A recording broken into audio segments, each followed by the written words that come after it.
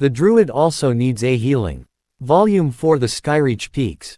After restoring the Third World Seed Fragment, Noah and his companions leave the frozen north and journey toward the legendary Skyreach Peaks, a realm of floating islands suspended above an endless sea of clouds.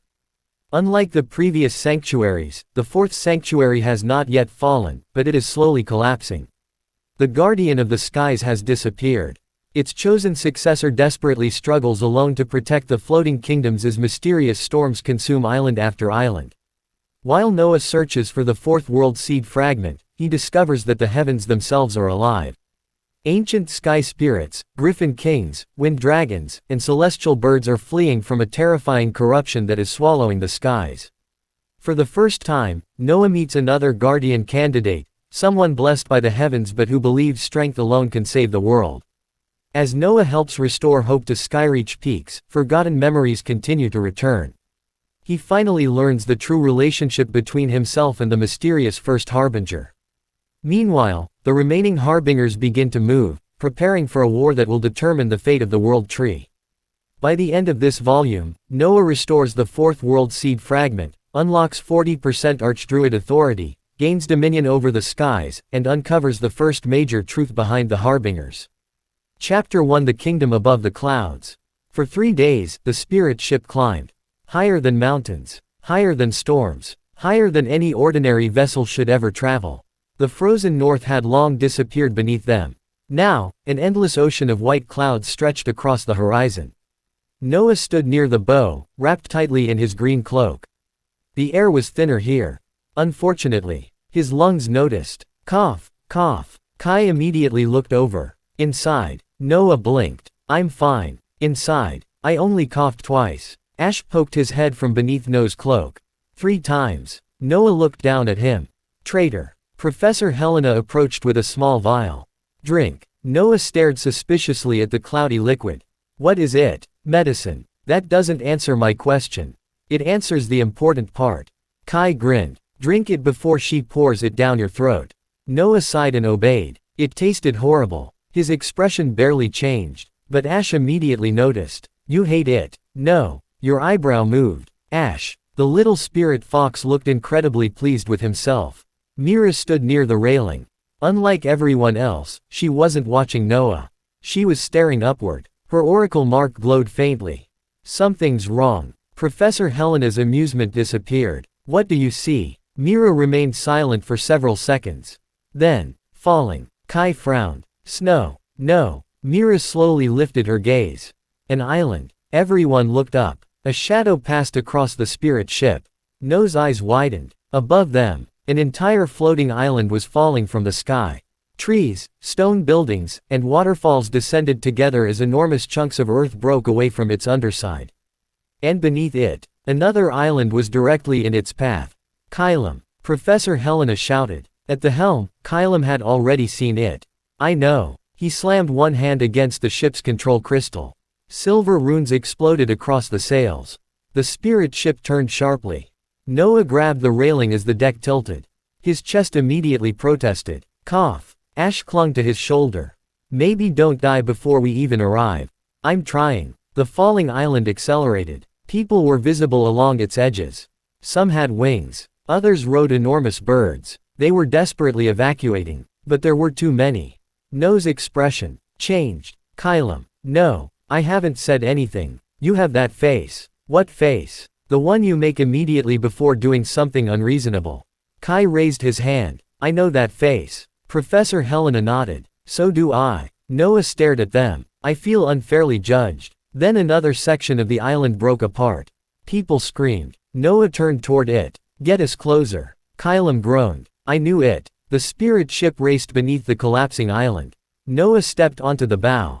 3 crystalline leaves glowed around the World Seed bracelet. 30%. He could feel the power waiting inside him. But after facing the first Harbinger, he had learned something important. Power meant nothing if his body couldn't survive using it. So instead of forcing everything through himself, Noah reached outward, toward the world. Can you hear me? Nothing happened. Kai glanced around. Who are you talking to? The wind. Of course you are. Noah closed his eyes. He felt thousands of currents flowing between the floating islands. Some gentle, some violent. Some ancient. The sky wasn't empty. It was alive. And terrified. Noah whispered, "You don't have to hold it alone." For a moment, the wind stopped. Then, whoosh, a tremendous current surged upward. Everyone grabbed onto something. The falling island suddenly slowed. Not enough to stop it. But enough. Professor Helena's eyes widened. The wind responded to him. Noah raised both hands. Emerald vines burst from the spirit ship. They didn't reach toward the falling island. Instead, they spread through the clouds beneath it. Leaves unfolded. Branches intertwined. A gigantic emerald net formed across the sky. Noah's knees trembled. Kai noticed immediately. "Noah, I'm all right." "You're lying." "Only slightly." Blood drained from Noah's face. His lungs burned. The world seed glowed brighter. The island descended into the enormous net. Boom. The spirit ship shook violently. Noah nearly collapsed. Kai caught him. But the island stopped. Silence. Then cheering erupted from above. Hundreds of voices filled the sky. Noah remained in Kai's arms, breathing heavily. Kai stared down at him. "You know, normal people introduce themselves before saving kingdoms." Noah managed a weak smile. "I'll remember that next time." A shadow suddenly passed over them. Then another. And another. Ash looked upward. Oh. A formation of enormous griffins descended through the clouds. Each wore silver armor. Winged soldiers rode upon their backs. At their center flew a magnificent white griffin. And standing upon its back was a young warrior. They appeared around Noah's age. Long pale gold hair whipped violently in the wind. Silver and gold armor covered their body. From their back extended enormous white wings. In one hand, they carried a spear surrounded by spiraling currents. Their golden eyes locked onto Noah. Not with gratitude, with suspicion. The winged warrior landed heavily on the spirit ship. Their spear immediately pointed toward Noah. Kai stepped between them. "Hey!" Professor Helena raised her staff. The griffin riders surrounded the ship. Noah gently pushed Kai's shield aside. "It's all right." The stranger's eyes narrowed. "Who are you?" "Noah." "That isn't what I asked." Noah tilted his head. "It technically was." Ash covered his mouth with both paws. Kai turned away to hide his laughter. The warrior did not look amused. Their spear moved closer. "The winds of Skyreach obey no outsider. Yet they answered you." Noah glanced toward the clouds. "I asked politely." The warrior stared at him. "You asked the wind." "Yes." And it listened. Apparently. For several seconds. No one spoke. Then the stranger lowered their spear slightly. "You're strange. I hear that. Often." Before they could continue, a deafening alarm rang across the heavens. Dong. Every griffin rider turned. Far beyond them, the clouds were turning black. Lightning flashed inside an enormous storm. But it wasn't moving naturally. It was spreading, devouring everything in its path. One floating island disappeared inside it. Then another. The winged warrior's expression changed immediately. "No!" A griffin rider shouted. Another collapsed storm. The warrior launched into the sky. "Evacuate the eastern islands." "What about the capital?" Another soldier yelled. "I'll protect it. Alone, if necessary." Noah watched them disappear toward the storm. Something about those words bothered him. "I'll protect it. Alone." He had heard that kind of determination before. Usually from people who were already exhausted. The spirit ship finally rose above the highest cloud layer. And everyone fell silent. Skyreach Peaks appeared before them. Hundreds of floating islands stretched across the heavens. Some were covered in forests. Others carried entire cities. Waterfalls poured endlessly into the clouds below. Griffins flew between magnificent white towers. Golden bridges made of light connected neighboring islands. At the center of everything stood an enormous floating mountain. Upon its summit rested a magnificent white and gold city. Behind it, a colossal temple pierced the heavens. It should have been beautiful. It was beautiful, but enormous cracks ran through several islands. Storm clouds surrounded the distant edges of the kingdom. Pieces of land continuously broke away and disappeared into the abyss below. Professor Helena opened the Guardian Journal. The page depicting Skyreach Peaks glowed. Words slowly appeared beneath the illustration. Fourth Sanctuary status, unstable. Guardian presence, unknown. World Seed Fragment, dormant. Then one final sentence appeared. Professor Helena's expression darkened. Noah read it aloud. "Without the Guardian, the heavens have begun to fall." Mira suddenly gasped. Her oracle mark blazed sapphire. She staggered. Noah immediately reached for her. Mira. She grabbed his wrist. Her eyes were filled with terror. I saw the storm. What about it? It isn't a storm. The clouds ahead flashed crimson. Something enormous moved inside them. Mira whispered. It's eating the sky. Far above Skyreach, the winged warrior hovered alone before the approaching darkness. Their spear trembled in their hand. Not because they were afraid. Because they were exhausted. Bandages were hidden beneath their armor. Several feathers were missing from one wing. They hadn't rested properly in weeks. Still, they raised their spear. If the guardian won't return. Their golden eyes hardened. Then I'll protect Skyreach myself.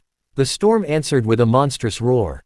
And somewhere deep within the clouds, a pair of corrupted eyes opened. The fourth sanctuary was still standing. But its fall had already begun. Chapter 2: The Child of the Wind. The spirit ship entered Skyreach. Griffin riders escorted them between floating islands while the enormous storm continued spreading across the distant horizon. From this close, Noah could see just how damaged the kingdom had become. Cracks ran beneath entire villages. Bridges of light flickered unpredictably. Evacuation ships crowded the skies. And everywhere they looked, people were watching the storm, waiting for the next island to fall. Noah stood at the railing. His gaze followed a streak of white and gold moving between the islands. The winged warrior from earlier. They flew from one emergency to another without stopping. One moment they were helping stabilize a collapsing bridge. The next, they were carrying injured civilians. Then fighting corrupted sky creatures. Then organizing evacuations. Kai folded his arms. They've been doing that since we arrived. Professor Helena nodded. And judging from those injuries, much longer than today. Noah noticed it too. Their left wing wasn't moving properly. Yet they kept flying. A bell suddenly rang from a nearby island. Dong. Western bridge collapsing. The winged warrior immediately changed direction. Noah sighed. There they go again. Ash looked up at him. You're making that face. What face? The I'm going to interfere in someone else's problems face. I have too many faces according to you. They found the warrior several minutes later. The bridge had been stabilized. The civilians were safe. And the winged stranger was leaning against a stone pillar where nobody could see them. Their breathing was ragged. One hand pressed tightly against their ribs. Blood stained the white feathers of their injured wing. Noah quietly approached. You should sit down. The warrior instantly straightened. I'm fine. Noah stopped. Kai, standing several steps behind him, covered his mouth. Ash's ears perked up. Noah stared at the stranger. Did you just say you're fine? Yes. Noah looked genuinely offended. That's my line. The warrior's golden eyes narrowed. I don't need your help. You have blood on your wing. It's superficial. You're limping. I am not. They took one step. Their knee buckled. Noah caught their arm. Silence. Ash whispered to Kai. They're exactly the same. Kai whispered back. This is terrifying. The warrior immediately pulled away. I said I'm fine. Noah calmly opened his hand. A tiny green sprout appeared on his palm. I won't force you. The warrior hesitated. But if you keep pushing yourself. Noah glanced at their trembling wing. Eventually your body will decide for you. The stranger stared at him. Something in those words hit harder than expected. How would you know? Noah smiled faintly. Cough. The answer explained itself. Eventually. The warrior sat. Reluctantly. Very reluctantly. Noah knelt beside them. Emerald light flowed gently through his fingertips. He didn't completely heal the injuries. He simply eased the inflammation and closed the worst wounds. The warrior watched silently. You could heal everything. I could. Then why aren't you? Because you've exhausted yourself. Noah continued working. If I completely restore your body without allowing it to rest, you'll immediately go flying into another storm. The warrior looked away. Maybe. Definitely. A few moments passed. Finally, Noah asked, "What's your name?" The warrior hesitated. Eris. Eris. Noah smiled. It's nice to meet you. Eris looked suspicious. Why are you smiling? Because now we're properly introduced. You saved one of our islands before knowing my name. It seemed rude to wait. For the first time, the corner of Eris's mouth almost moved. Almost. A group of children suddenly ran toward them. Eris. The winged warrior immediately stood. Noah sighed. I literally just told you to rest. The children surrounded Eris. One held a small wooden griffin. Another had bandages wrapped around their forehead. Is our home safe? Eris crouched. Their exhaustion disappeared behind a reassuring smile. Yes, I won't let anything happen to it. Promise. Eris hesitated only for a second. I promise. The children smiled and ran back toward the evacuation shelter.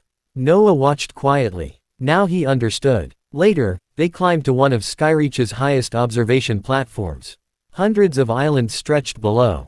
Eris stood near the edge. My parents died during the first collapse storm. Noah remained silent. The Guardian disappeared soon afterward. Someone had to protect everyone. So you decided it had to be you. Eris looked at him. Who else? Noah didn't answer immediately. Then he gestured behind them. Kai was helping repair a damaged barricade. Professor Helena was examining corrupted storm residue.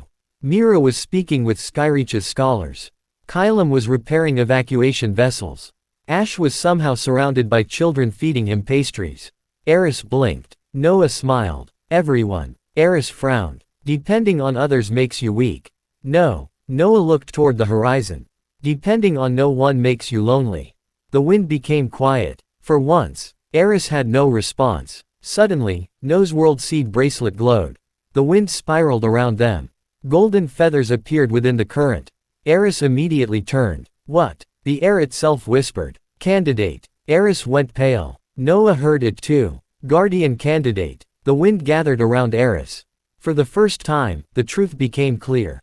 Eris wasn't simply a powerful warrior.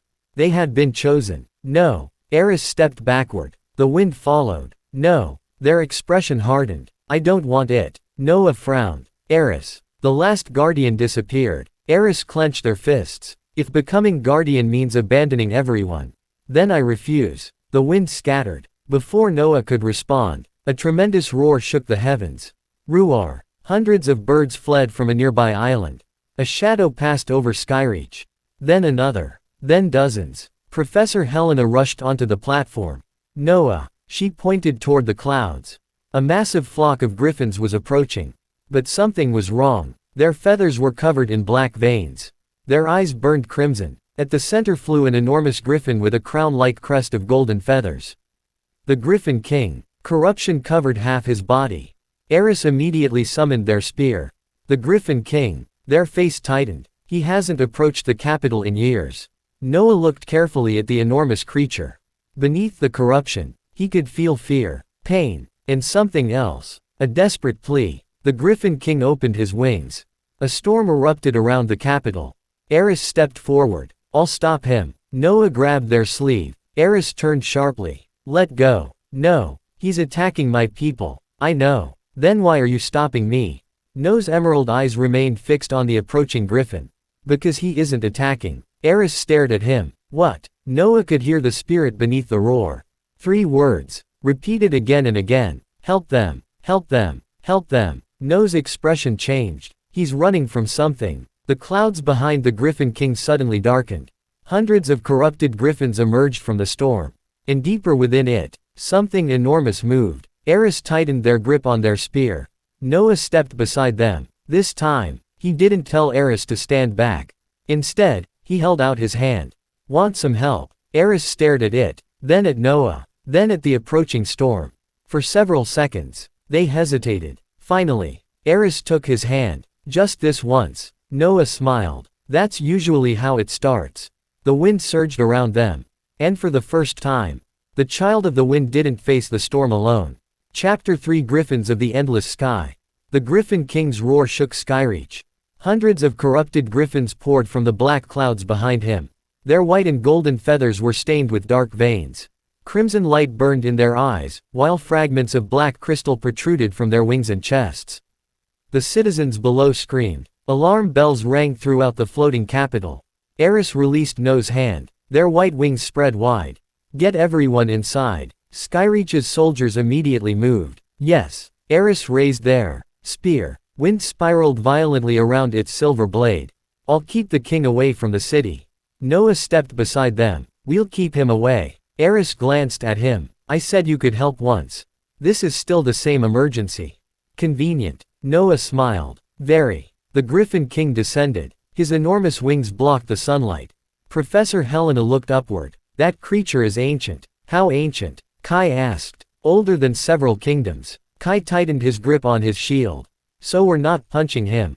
Noah answered immediately. No. Kai sighed. I knew you were going to say that.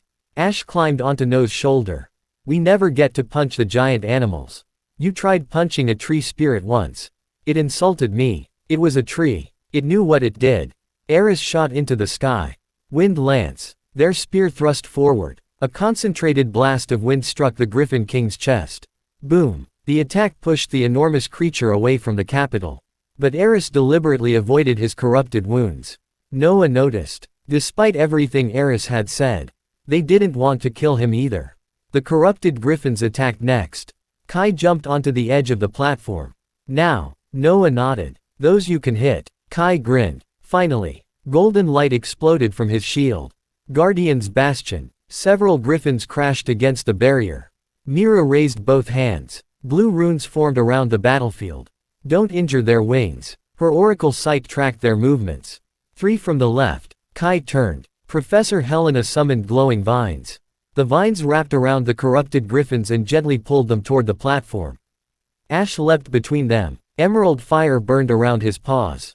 Not ordinary flame. Spirit fire. The corruption recoiled from it. Noah watched. He wasn't looking at the battle. He was listening. The griffins were screaming. Not in anger. In pain. Hundreds of voices overlapped inside his mind. Run. Protect the young. The nest. The storm. Run. Noah's eyes widened. The nest. The Griffin King suddenly changed direction. He wasn't aiming for the palace. He flew past it, toward one of the smaller floating islands behind the capital. Eris immediately pursued. He's going toward the civilian district.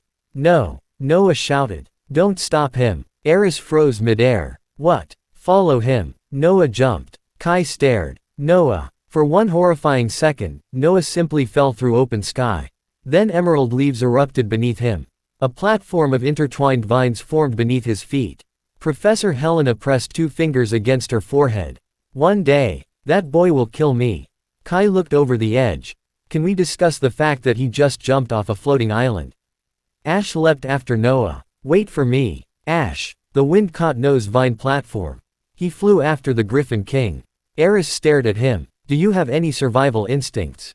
Several. None of them work. That's unfair. You jumped into the sky.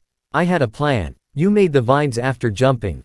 Noah paused. Details. The Griffin King landed on the smaller island. But he didn't attack anyone. Instead, he began clawing desperately at the ground. Eris lowered their spear. What is he doing? Noah landed nearby, looking for something. Then they heard it. A faint cry. Cree. The Griffin King froze. Again. Cree. Eris's eyes widened. Underneath. They rushed forward. The island had partially collapsed. A section of the griffin nesting grounds had been buried beneath fallen stone. Noah placed both hands against the ground. Emerald roots spread through the rubble. He could feel them. Small heartbeats. Dozens. Griffin chicks. Eris went pale. The nursery. The Griffin King screamed. Corruption surged violently across his body. He had been trying to reach them. But every time he used his strength, the corruption grew stronger. Noah finally understood. He wasn't leading the corrupted griffins here to attack Skyreach. Eris stared at the king. He was bringing his flock home.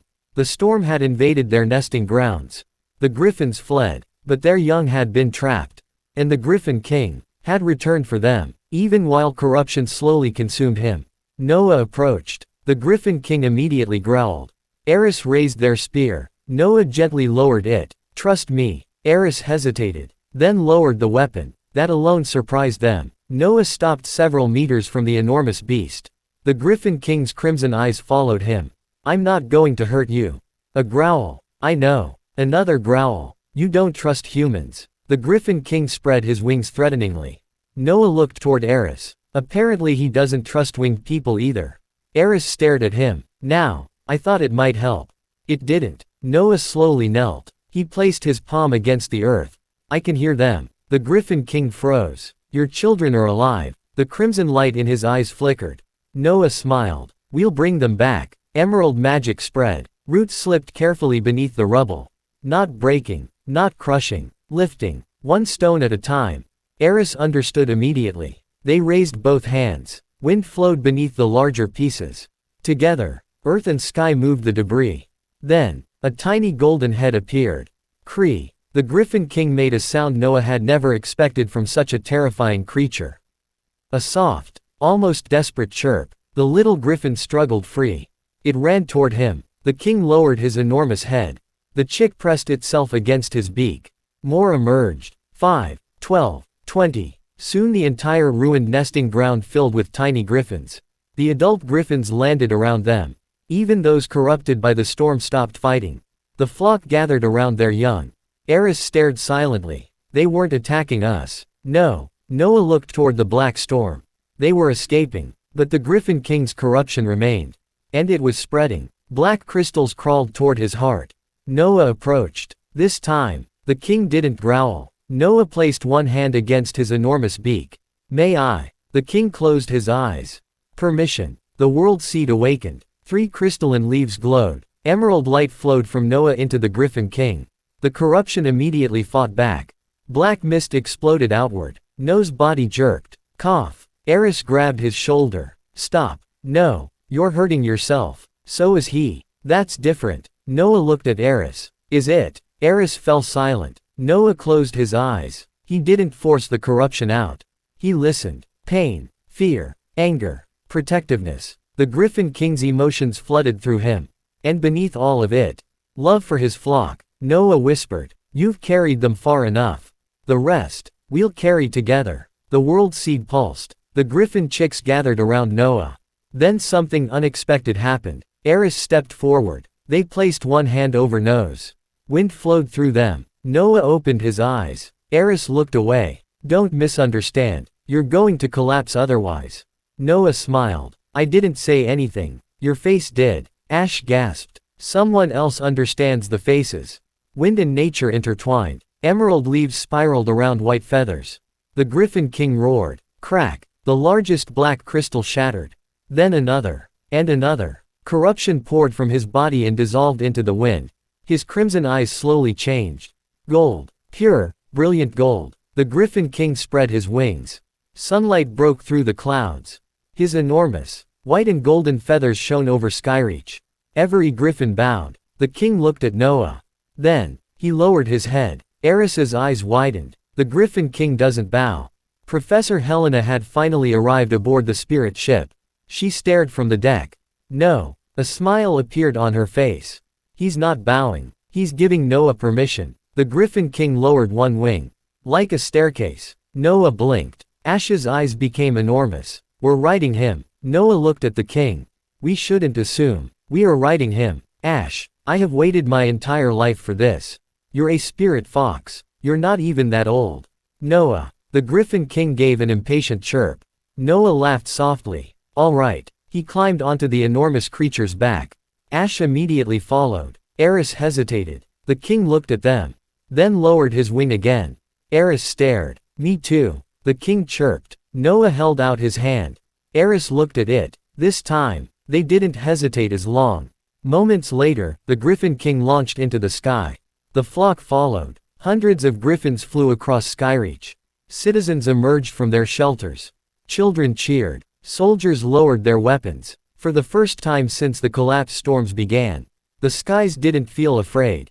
High above the capital, Eris looked across the restored flock. Their expression softened. I thought strength meant protecting everyone yourself. Noah sat beside them. And now, Eris watched dozens of griffins flying together. I'm reconsidering. Noah smiled. That's enough. Suddenly, the Griffin King stopped. His entire body became tense. He looked toward the distant storm. Every griffin did the same. A low growl spread through the flock. Noah felt it. Something inside the storm had noticed them. A colossal shadow moved behind the clouds. Larger than the Griffin King. Larger than the spirit ship. 2 enormous eyes briefly opened.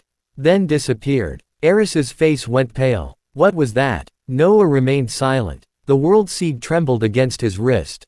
Not from recognition. From warning. The Griffin King turned away from the storm. He carried them toward the magnificent white and gold capital at the center of Skyreach. Professor Helena looked toward the city. We need answers. Noah nodded. Especially about the missing guardian. Eris's expression darkened. The capital keeps the guardian's records. They looked toward the enormous celestial temple towering above the city. If you really want to know what happened, that's where we'll find it. Behind them, the black storm continued spreading. And another floating island began to crack. Chapter 4 City Above the Clouds. The Griffin King carried Noah and Eris toward the heart of Skyreach. With every beat of his enormous wings, the clouds rolled beneath them like waves. Behind him flew the restored griffin flock. Hundreds of white and gold wings filled the heavens. For the first time since the collapse storms began, the griffins were returning home. Below them stood the capital, Etheria, the city above the clouds. White towers rose from a colossal floating island, their golden rooftops shining beneath the sun. Water flowed through elevated canals before spilling from the island's edges as enormous waterfalls. Bridges of solidified wind connected districts separated by open sky.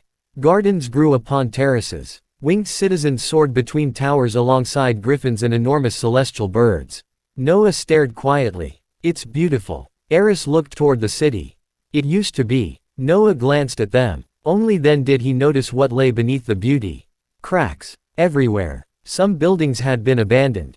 Several bridges were closed. Huge sections of the outer districts had been evacuated. Emergency airships crowded the docks. Families carried whatever belongings they could manage.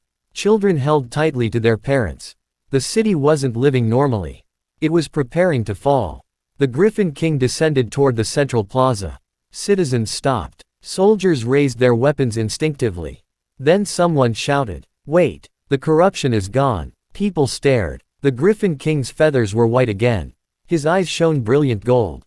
Behind him, the entire flock was restored. Silence lasted only a heartbeat.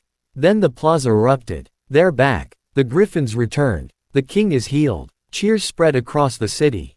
The Griffin King landed. Noah carefully climbed down. The moment his feet touched the ground, his knees weakened. Kai caught him. Absolutely not. Noah blinked. What? You're resting. I just got here. You healed an ancient Griffin King. Technically Eris helped. Eris landed beside them. Don't involve me. Noah looked betrayed. You did help. Yes. Then defend me. No. Ash climbed down from the Griffin King's back. I vote for rest. Noah stared at everyone. This group has become remarkably authoritarian. Professor Helena handed him medicine. Drink. Noah sighed. Eris watched the exchange. You really are sick. Noah paused. Was that unclear? You jumped from a floating island. I had vines. You confronted the Griffin King. He needed help. You used enough magic to purify him. Noah thought about it. When you list everything together, it does sound questionable. Eris stared at him. It sounds insane. Kai pointed at Eris. Finally, someone understands. Their conversation ended when several armored officials approached. At their center walked an elderly winged man. His enormous gray wings were folded behind him. Golden ceremonial robes marked him as someone important. Eris immediately straightened. Chancellor Zephyr. The elderly man looked at Eris. Then at the Griffin King. Then Noah. So, you are the outsider who healed His Majesty. Noah bowed politely. My name is Noah. The Chancellor's eyes moved toward the glowing World Seed bracelet. 3 crystalline leaves. His expression changed. Come with me. They entered the celestial palace. Inside, massive murals covered the walls. Noah slowed. 6 figures stood beneath an enormous tree. Guardians. He recognized Aster, the frozen king. Others remained unfamiliar. And at the center, a man wearing green druidic robes. Noah. His previous self. Eris noticed him staring. That's the Archdruid. I know. Eris looked at him strangely. Noah realized what he'd said. I've seen similar murals. Professor Helena quietly coughed to hide a laugh. They entered the council chamber. A massive circular table occupied the center. Above it floated a magical projection of Skyreach. Dozens of floating islands glowed. Several were red. Some were completely dark. Chancellor Zephyr touched the projection. 3 months ago, Skyreach had 187 inhabited islands. Several lights disappeared. We now have 142. Kai's expression hardened. 45 islands. Lost. The projection changed. Black storms appeared around the outer regions. They began 6 months ago. Professor Helena frowned. Collapse storms. The Chancellor nodded. At first, they appeared only once every few weeks. Now, a bell rang outside. Everyone fell silent. They appear every day. Noah looked toward Eris. Where is the Guardian? The room became quiet. Eris's wings stiffened. Chancellor Zephyr lowered his gaze. We don't know. Noah frowned. The journal says Guardian presence, unknown. The Guardian disappeared 7 months ago. 1 month before the storms began. Professor Helena leaned forward. Who was the Guardian? The Chancellor touched the projection. An image appeared. A tall woman with enormous silver wings stood holding a magnificent staff. Her expression was gentle. Her eyes, golden. Eris immediately looked away. Noah noticed. Chancellor Zephyr spoke quietly. Her name was Seraphine, the guardian of Skyreach. Noah studied the image. Something felt familiar. Not her face. Her spirit. His world seed reacted. A faint memory surfaced. Silver wings beneath the world tree. Laughter. Someone complaining that Noah planted too many trees inside the sanctuary. Then, gone. Noah grabbed his head. Professor Helena immediately moved closer. Memory. Noah nodded. Only a fragment. Eris suddenly stood. We don't have time for ancient memories. Everyone looked toward them. The eastern islands need evacuation. Eris, the Chancellor said, you haven't slept properly in 4 days.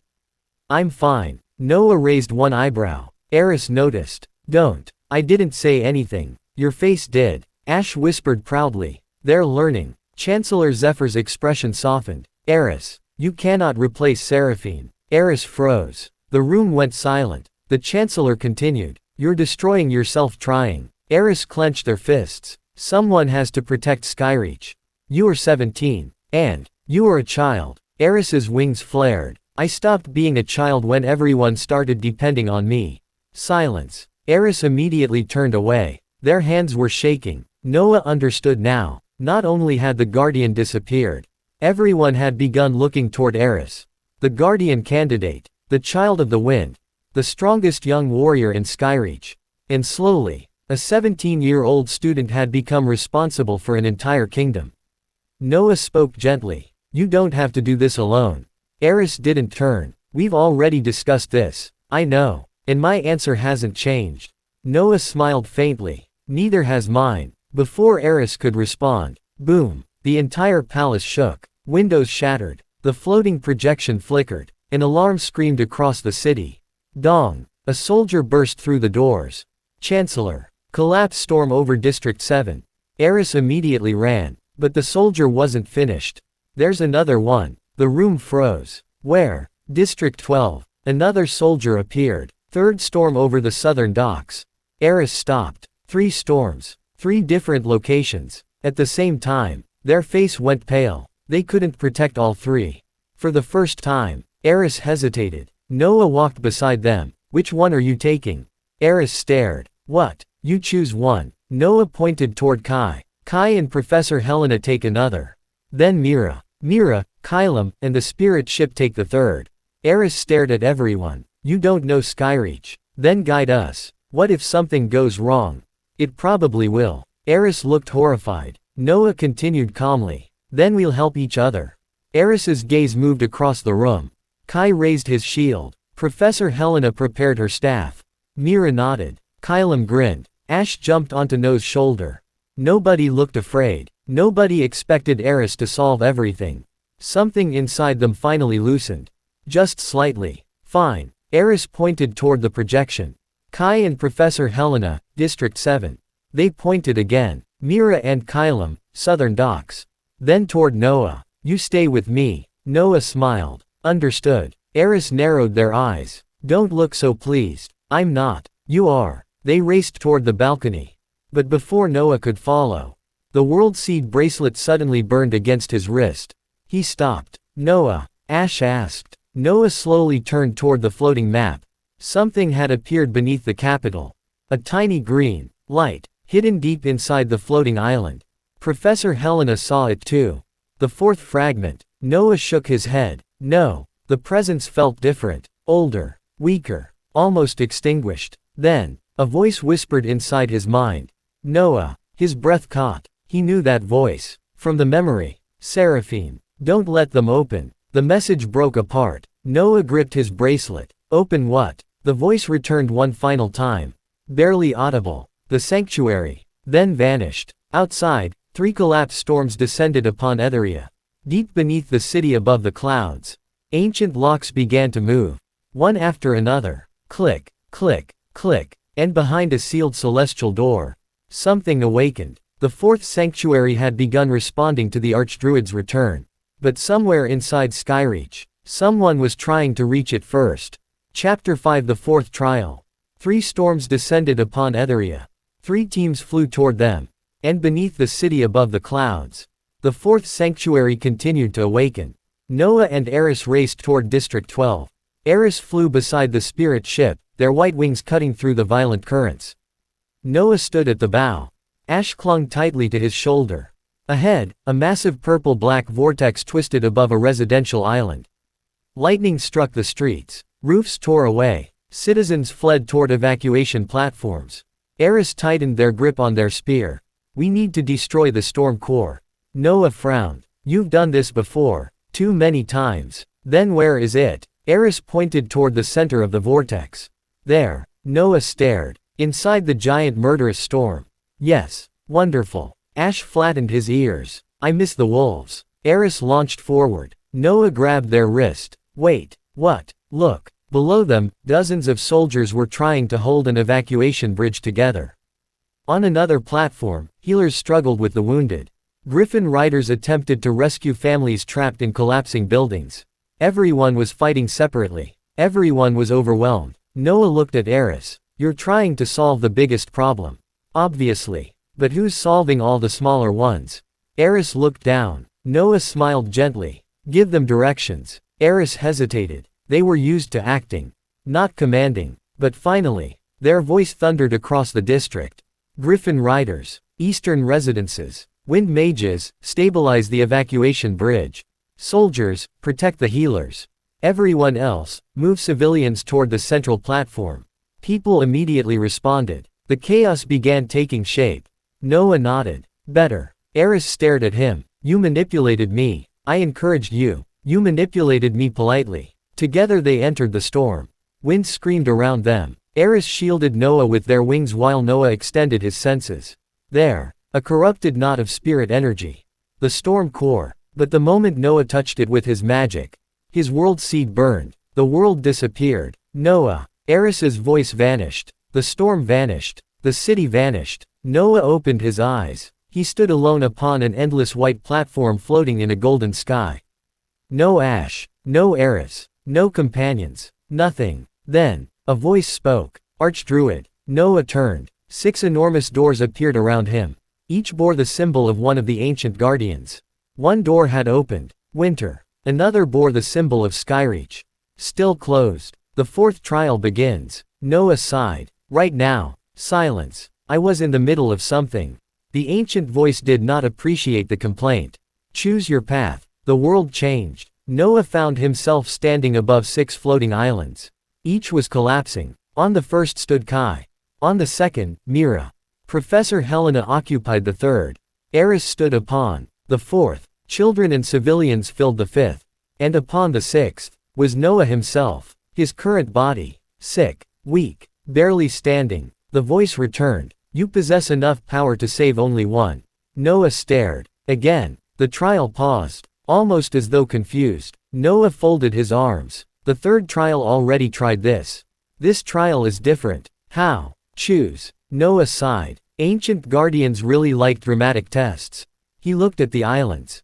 If he chose one, the others fell. Noah shook his head. "No, you cannot refuse. Watch me." The islands began collapsing. Noah didn't move. Instead, he looked toward the people. Kai. Kai looked up. "Catch Myris Island." Kai blinked. "What?" "Trust me." Kai immediately slammed his shield into the ground. Golden chains shot toward Myris Island. "Mira, I understand." Blue barriers connected her island to Professor Helena's. Noah turned. "Professor." Emerald vines spread toward the civilian island. Then Noah looked at Eris. "Eris." Eris stared at him. They already understood. Their wings spread. Wind surrounded every island. The trial trembled. "You are being tested." "I know. They cannot help you." Noah smiled. "That's your mistake." The islands connected. Golden chains. Blue barriers. Emerald vines. Wind. Each person supported another. No single individual carried everything.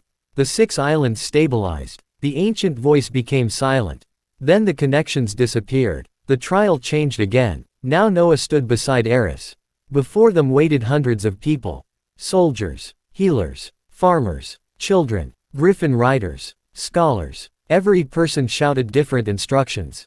Different plans. Different fears. Chaos. Eris immediately stepped forward. I'll handle it. Noah grabbed their cloak. No. Eris frowned. We don't have time. Exactly. Noah stepped toward the crowd. Then don't do everything. He began listening. Not commanding. Listening. A farmer knew the safest evacuation paths. A griffin rider understood the wind currents. A healer knew which civilians couldn't be moved normally. An engineer understood which bridges would collapse first.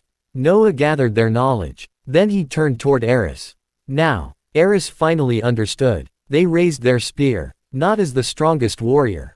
As a leader. Everyone. The crowd became silent. Eris began assigning roles. Not based on strength. Based on what each person could contribute.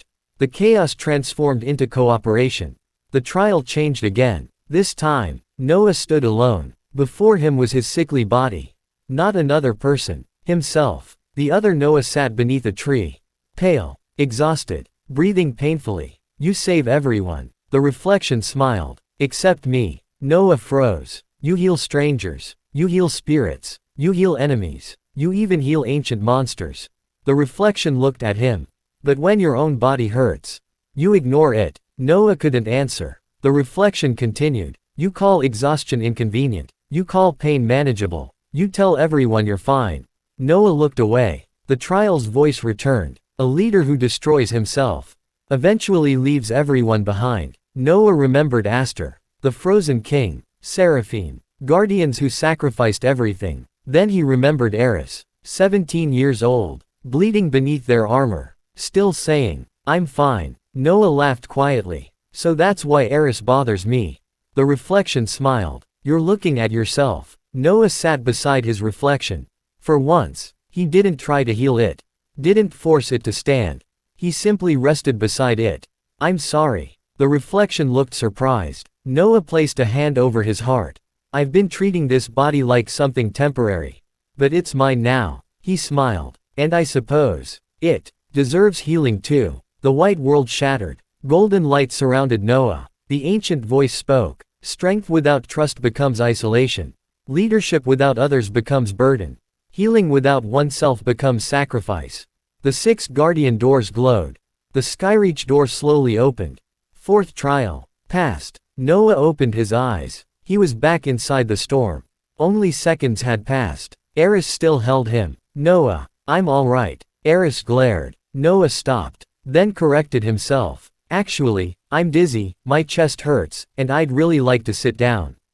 Eris stared. Ash's jaw dropped. Noah smiled weakly. Growth. The storm suddenly split. Golden light descended from the heavens.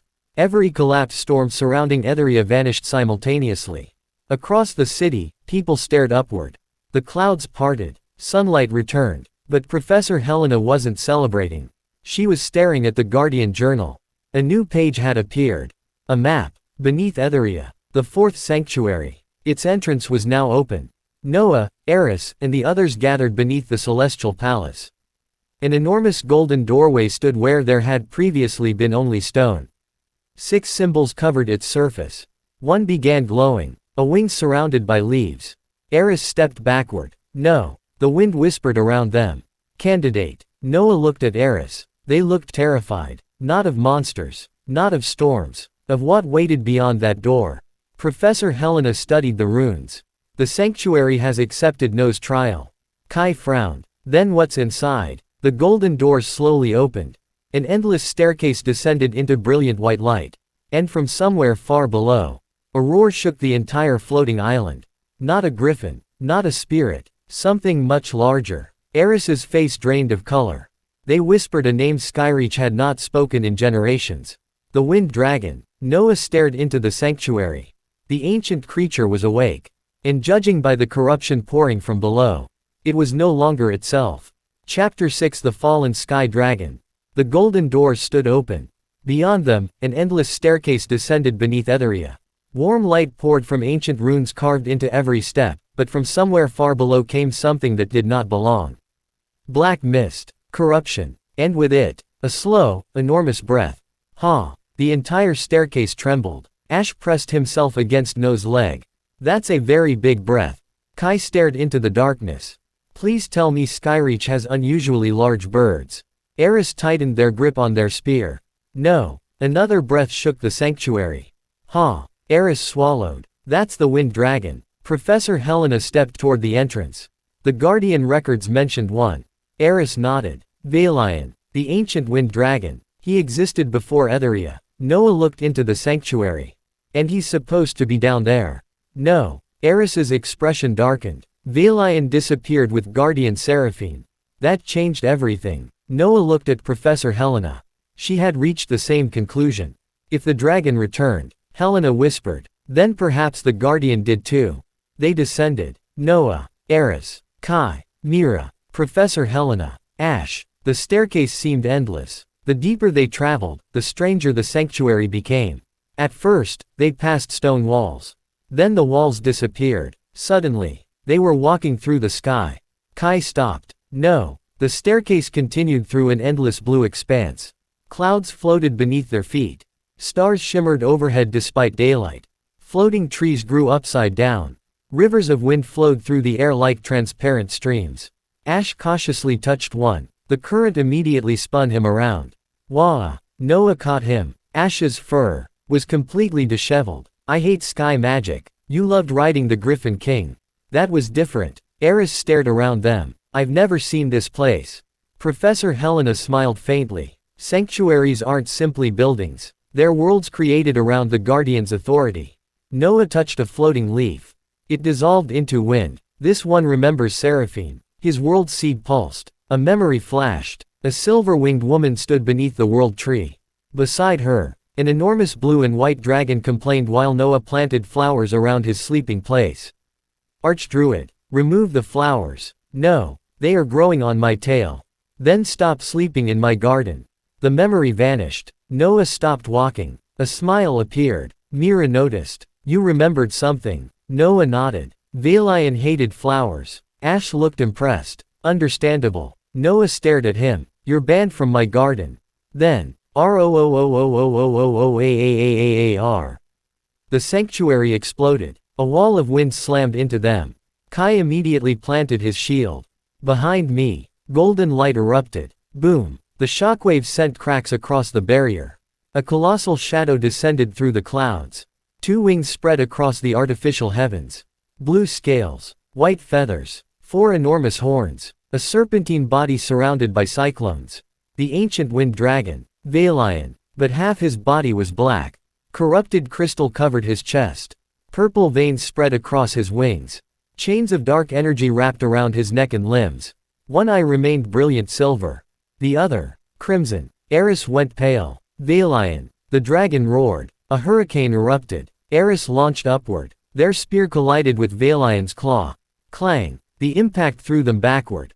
Noah immediately summoned vines. They wrapped around Eris and pulled them safely toward the platform. He's too strong, Eris said. Noah stared at the dragon.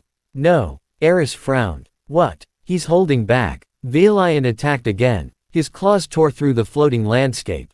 But Noah noticed something. Every strike missed them by inches. Every blast of wind curved away at the last moment. The dragon wasn't trying to kill them. He was trying not to. Valion. Noah stepped beyond Kai's barrier. Professor Helena shouted. Noah. The dragon froze. His silver eye focused on him. Noah lowered his hands. No spell. No weapon. Just his voice. It's me. For one heartbeat. The storm stopped. Valion's crimson eye flickered. His enormous head lowered. AR. The voice was barely recognizable. Noah's eyes widened. You remember. The corruption reacted violently. Black chains tightened around Valion. The dragon screamed. A cyclone exploded outward. Eris flew toward Noah. They wrapped both wings around him. Boom. The blast threw them across the platform. Noah coughed painfully. Eris immediately looked at him. Are you hurt? My ribs are expressing dissatisfaction.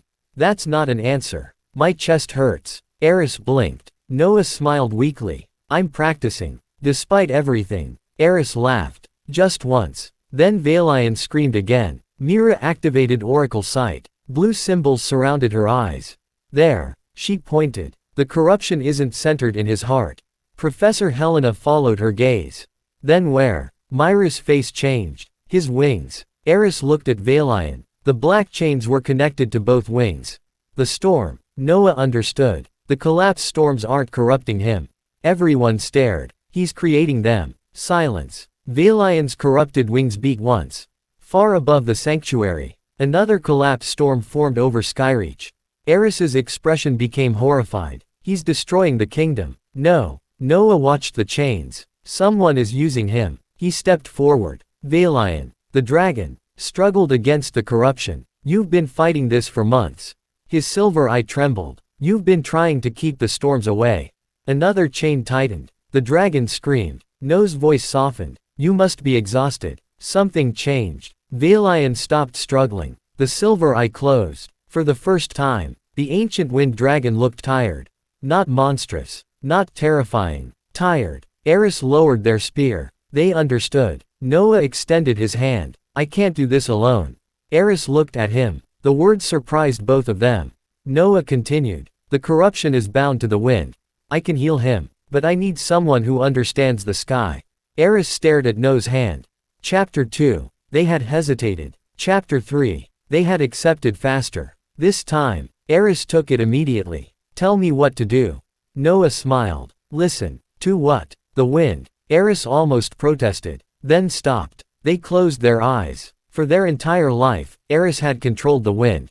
Commanded it. Bent it. Used it. But they had never listened. At first, there was nothing. Then, a whisper. Pain. Valion's pain. The dragon had spent months fighting the corruption. Every collapse storm was a battle he had lost by inches. Every island that fell, he had felt. Eris's eyes filled with tears. He's apologizing. Noah nodded. I know. They moved together. Noah summoned nature. Eris summoned wind. Emerald leaves filled the sanctuary. Golden currents spiraled around them. The powers intertwined, not competing, supporting. Noah placed both hands against Valion's enormous snout. Eris placed their hand beside his. You're not alone anymore, Eris whispered. The dragon's silver eye opened. The world seed erupted. WHOOOOOOOOOOOM. Emerald light entered Valion. Eris guided it through the currents within his body.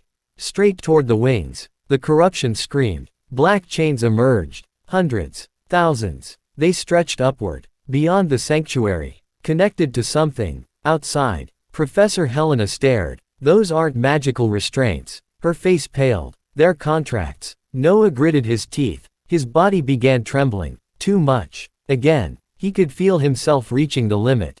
His instinct screamed. Keep going. Ignore it. Save him. Then he remembered the trial. Healing without oneself becomes sacrifice.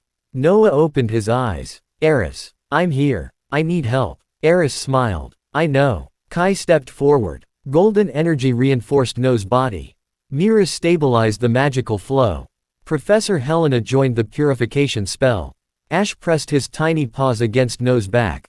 I don't know what I'm doing. Noah laughed weakly. Neither do I. Great. Everyone contributed. No one carried everything. Exactly as the trial had taught them. The light intensified. One chain cracked. Then another. Crack. Crack. Crack. Valion spread his wings. The entire sanctuary shook. A final chain remained. Thicker than all the others. A symbol was carved into it. A crimson eye surrounded by thorns. Noah recognized the feeling immediately. Harbinger. But not the first. This presence was different. Cold. Cruel. Impatient. Noah grabbed the chain. Let him go. Something on the other side laughed. Then, the chain shattered. Valion roared. Not in pain. In freedom. White-blue light exploded from his body. Every trace of corruption vanished. His scales returned to brilliant azure. His feathered wings became pure white. Silver eyes opened. The ancient wind dragon had returned. Far above Skyreach, every collapse storm stopped. The black clouds broke apart. Sunlight flooded the kingdom. Citizens emerged from shelters. Griffins cried joyfully. For the first time in 6 months. The skies were completely clear. Inside the sanctuary, Valion lowered his enormous head. Everyone watched nervously. The dragon stared at Noah. Then spoke in a deep, ancient voice. You still plant too many flowers. Noah froze. A smile slowly appeared. You remember me. Valion snorted. Unfortunately. Ash gasped. I like him. But Valion's attention shifted toward Eris. The dragon became silent. Eris suddenly looked nervous. Valion lowered his head. Child of the wind. Eris straightened. You carry her scent. Eris's face changed. Seraphine. Valion closed his eyes. Pain entered his voice. The guardian did not abandon Skyreach. Eris stopped breathing. 7 months ago. Valion looked toward the deepest part of the sanctuary. She came here to stop them. No's expression hardened. The harbingers. Valion nodded. She succeeded. A pause. But she never left. The wind shifted. Far beyond them, a path appeared between the clouds. At its end stood an ancient silver temple. Its doors were broken. A faint light flickered inside. Eris whispered, she's there. Valion did not answer. He didn't need to. Noah looked toward the temple. The fourth fragment pulsed somewhere beyond those doors. And with it, the final memories of Skyreach's missing guardian. Eris spread their wings. This time, they weren't flying ahead alone. They looked toward Noah. Together. Noah smiled. Together. The group followed the restored wind dragon toward the silver temple. Toward Seraphine. Toward the truth. And toward the legacy waiting for the next guardian of Skyreach. Chapter 7 The Sky Guardian's Legacy. Valion flew toward the silver temple. His restored wings stretched across the artificial heavens of the fourth sanctuary, each powerful beat sending streams of white clouds spiraling behind him. Noah and the others followed along the path that had appeared through the sky. Eris walked beside Noah. Usually, they would have flown ahead. This time, they stayed with everyone. At the end of the path stood the ancient temple. Its once beautiful silver towers were shattered. Several columns floated upside down. Fragments of stained glass drifted through the air as though gravity had forgotten them. And surrounding everything, were thousands of white feathers. Frozen in time, Eris slowly stopped. These are hers. Noah looked at them. Seraphine's. Eris nodded. They picked up one feather. The moment their fingers touched it, the feather turned into silver light. A woman's laughter echoed faintly through the sanctuary. Eris froze. They knew that voice. Guardian. Valion lowered his head. Her memories remain here. The temple doors had been torn apart. Deep claw marks covered the walls. Black stains of corruption remained across the floor. Whatever had happened here, had been a battle. A terrible one. Kai examined a broken pillar. This wasn't caused by the dragon. Valion's expression darkened. No, I fought beside her. Noah turned. Against the harbingers. Valion nodded. One of them. Professor Helena immediately opened the Guardian Journal. Which one? Valion looked toward the ruined temple. The one who called herself the Tempest Harbinger. Eris tightened their grip on Seraphine's feather. She did this. Yes. Valion's voice became low. 7 months ago, she entered Skyreach searching for the fourth fragment. Seraphine refused to surrender it. So they fought. The sanctuary changed. Silver light spread across the ruins. Suddenly, the past appeared around them. Not an illusion. A memory. The temple was whole again. Blue skies stretched overhead. Valion stood proudly beside the entrance. And there, Seraphine, the Sky Guardian. She looked exactly like the mural. Long silver hair. Enormous silver white wings. Golden eyes. A staff shaped like intertwined feathers. She smiled. Noah would complain about these stairs. Noah blinked. Kai looked at him. Even ancient guardians knew. Noah sighed. My previous body apparently had opinions about stairs too. The memory shifted. The sky turned crimson. A woman descended from a black storm. Dark armor covered her body. A cloak of corrupted feathers flowed behind her. Unlike the first harbinger, she carried no enormous sword. She carried 2 curved blades. Lightning crawled across them. Her face was hidden behind a silver-black mask. The Tempest Harbinger. Give me the fragment. Seraphine stood before the temple. No, the Archdruid is dead. Seraphine smiled sadly. Then I'll protect his promise until he returns. The Harbinger laughed. He isn't returning. Seraphine raised her staff. You never knew Noah very well. The battle erupted. Sky against storm. Silver wind collided with black lightning. Valion attacked from above. Seraphine commanded the sanctuary itself. For hours, they fought. But the Harbinger had come prepared. Black chains emerged from the storm. The same chains Noah had destroyed earlier. They wrapped around Valion's wings. The dragon screamed. Seraphine turned toward him. That moment of distraction was enough. A black blade pierced her chest. Eris gasped. No. The memory continued. Seraphine staggered. Blood stained her white robes. But she didn't fall. Instead, she smiled. Got you. The Tempest Harbinger froze. Silver runes suddenly surrounded the entire sanctuary. Seraphine had never been trying to win. She had been preparing a seal. If you want the fragment. Seraphine slammed her staff into the ground. Then you'll wait for its rightful owner. The sanctuary exploded with light. The Harbinger screamed as she was thrown from the temple.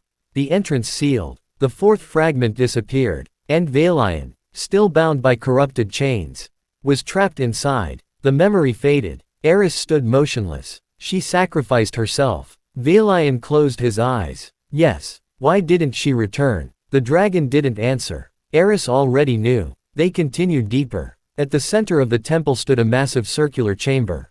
There was no throne. Only a single tree. A silver tree growing from the clouds. Its branches were covered in glowing feathers. Beneath it, someone was sitting. Eris stopped breathing. Seraphine. Her body was translucent. A spirit. Her wings rested peacefully around her. Her eyes were closed. For 7 months, the last remnant of the Sky Guardian had waited beneath the tree. Eris couldn't move. Noah gently touched their shoulder. It's all right. Eris shook their head. No. Their voice cracked. I spent 7 months angry at her. Noah remained silent. I thought she abandoned us. Eris's hands trembled. I hated her. Seraphine's spirit opened her eyes. Golden. Warm. Alive with affection. Eris. That was all it took. Eris ran. They fell to their knees before Seraphine. I'm sorry. Seraphine smiled. For what? I thought you left us. I know. I said terrible things. I know. I hated you. Seraphine gently touched Eris's cheek. Her hand was made of light. Yet Eris felt it. And I never stopped loving you. Eris broke. For months, they had refused to cry. They had protected everyone. Fought every storm. Carried every burden. Pretended they weren't afraid. Now, they buried their face against Seraphine's robes and sobbed. No one interrupted. Noah looked away. Even Valion lowered his head. Sometimes healing wasn't magic. Sometimes, it was finally being allowed to grieve. After a while, Seraphine looked toward Noah. Her expression changed. You took your time. Noah smiled. I reincarnated into a sick teenager. Seraphine blinked. Then laughed. The same laugh from his memory. Of course you did. Noah sat beneath the silver tree. I remembered you. Everything. No. Seraphine's smile became softer. Perhaps that's a blessing. Noah looked at her. What happened to the Harbingers? Seraphine's expression grew serious. They're not what you think. Professor Helena immediately listened. But Seraphine shook her head. Not yet. Noah must remember naturally. Noah frowned. Everyone keeps saying that. Because forcing those memories could destroy your current soul. That silenced him. Seraphine looked toward his world seed. 3 fragments. Yes. And the first Harbinger. Noah stiffened. You know him. Seraphine smiled sadly. We all did. Noah remembered the words. My oldest friend. Before he could ask more. Seraphine touched his forehead. Not yet. Then she turned toward Eris. The young warrior immediately looked nervous. Seraphine smiled. Child of the wind. Eris shook their head. No, Eris. I'm not ready. Neither was I. I can't replace you. Seraphine laughed softly. Good. Eris blinked. A guardian isn't supposed to replace anyone. The silver tree began glowing. Its feathers detached from the branches. Thousands filled the chamber. You thought being guardian meant carrying everyone. Seraphine looked toward Noah. Someone has clearly corrected that misunderstanding. Eris glanced at Noah. Repeatedly. Noah smiled. I can be persistent. Annoying. That too. Seraphine held out her hand. A small silver feather floated above her palm. This isn't power. It isn't authority. It isn't a crown. Eris stared at it. Then what is it? A promise. Seraphine smiled. That when the sky becomes too heavy, you'll allow others to help carry it. Eris slowly reached forward. The feather touched their hand. Silver light exploded. Their white wings spread. Golden markings appeared across the feathers. The sanctuary responded. The wind sang. Valion bowed. Professor Helena smiled. The guardian candidate has been acknowledged. Not guardian, not yet, but successor. Seraphine's body began fading. Eris immediately reached for her. No, it's all right. No, wait, Eris. Seraphine touched their forehead. You've done enough. Eris froze. 4 simple words. Words nobody had told them for 7 months. Seraphine smiled. Rest sometimes. Eat properly. Ask for help. And please. She glanced toward Noah. Don't learn his habit of collapsing dramatically. Noah looked offended. I don't do it dramatically. Everyone stared at him. Frequently, perhaps. Eris laughed through their tears. Seraphine looked toward Valion. My oldest companion. The dragon lowered his head. I failed you. No, you survived. Seraphine touched his snout. That's enough. Finally. She looked at Noah. Archdruid. Noah stood. Seraphine bowed. Not to a king. Not to a superior. To an old friend. The skies kept your promise. Noah's eyes softened. And now. Seraphine looked toward Eris. Now the future keeps it. Her body dissolved. Thousands of silver feathers filled the sanctuary. Eris reached upward. 1 feather remained. They held it against their heart. Goodbye, Seraphine. The silver tree changed. Its trunk opened. Inside floated a brilliant crystal. Green at its center. Surrounded by swirling golden wind. The Fourth World Seed Fragment. Noah's bracelet immediately responded. 3 crystalline leaves glowed. The 4th remained empty. Valion looked toward Noah. The Guardian's legacy has been delivered. Professor Helena stepped closer. The fragment is ready. Noah approached. But before his fingers touched it, the crystal pulsed. A voice echoed throughout the sanctuary. Fourth World Seed Fragment. Successor recognized. Eris looked up. Then, Archdruid recognized. The entire sanctuary began shaking. Noah's eyes widened. The fragment rose from the tree. Green and golden light flooded the chamber. Outside, every floating island in Skyreach began glowing. The 4th fragment was awakening. And somewhere beyond the sanctuary, a masked woman standing inside a black storm suddenly opened her eyes. The Tempest Harbinger smiled. So, Seraphine's seal is finally gone. Black lightning crawled across her blades. Then the fragment is mine. Chapter 8. The 4th fragment awakens. The Fourth World Seed Fragment rose from the silver tree. Green light burned at its center. Golden currents of wind spiraled around it, carrying thousands of Seraphine's luminous feathers through the ruined temple. Noah's bracelet answered. 1, 2, 3 crystalline leaves shone around his wrist. And beside them, the empty place for the 4th began to glow. Valion lowered his enormous head. The fragment has waited for you. Noah stared at the crystal. He could feel something inside it. Not simply power. Memories. His memories. From a life that had ended long before his current body was born. Eris stood beside him, clutching Seraphine's final silver feather. Are you ready? Noah considered the question, then shook his head. No. Eris blinked. Noah smiled. But apparently I've learned that not being ready doesn't mean I have to do it alone. Kai grinned. That trial really did change you. Please don't sound so surprised. Ash raised one paw. I'm surprised. Thank you, Ash. Noah approached the fragment. The moment his fingertips touched the crystal, the sanctuary vanished. He stood beneath the world tree. Not the dying tree of the present. The ancient world tree. Alive. Enormous. Its branches stretched across the heavens. Countless spirits filled its forests. 6 guardians stood beneath its canopy. Aster. The frozen king. Seraphine. 3 others whose faces remained blurred. And beside Noah, someone wearing crimson armor. Noah's heart stopped. The first harbinger. Except, he wasn't wearing the horned helmet. His armor wasn't corrupted. And he was laughing. You're late again. The man tossed something toward Noah. His younger self caught it. An apple. I was healing a wyvern. You were supposed to attend the Guardian Council. The wyvern had a broken wing. Of course it did. Seraphine laughed nearby. Aster shook his head. Everyone seemed happy. Noah stared at the crimson-armored man. His face remained obscured. But he knew him. Not as an enemy. As someone precious. A friend. Perhaps. His closest friend. The memory shifted. Night. Noah and the Crimson Warrior sat beneath the world tree. Do you think it'll last? The warrior asked. What? This peace. Noah looked toward the stars.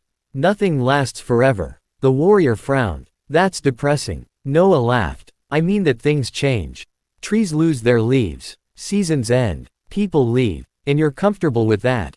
No. Noah looked at him. That's why we treasure them while they're here. The warrior became quiet, then held out his hand. Promise me something. Depends. If I ever lose myself. His voice became serious. If I become something that threatens this world. Stop me. Noah stared at him. That's a terrible promise. Promise. After a long silence, Noah took his hand. Fine. But you promise me something too. What? If I ever lose myself. Noah smiled. Bring me home. The memory shattered. Noah gasped. The promise. The first harbinger's words returned. When you remember who you truly are. I will finally keep my promise. Another memory appeared. This one darker. The world tree was burning. Guardians were fighting. Crimson corruption covered the sky. The same warrior stood before Noah. But something was wrong. He was screaming. Noah. Noah reached toward him. Then, a blade. Blood. Someone crying. The world tree splitting apart. The memory violently collapsed. No. Noah grabbed his head. Pain tore through his mind. Too much. Seraphine's warning echoed. Forcing those memories could destroy your current soul. Noah. A voice reached him. Eris. Then Kai. Mira. Professor Helena. Ash. Not memories. The present. His life now. Noah opened his eyes. He was lying on the temple floor.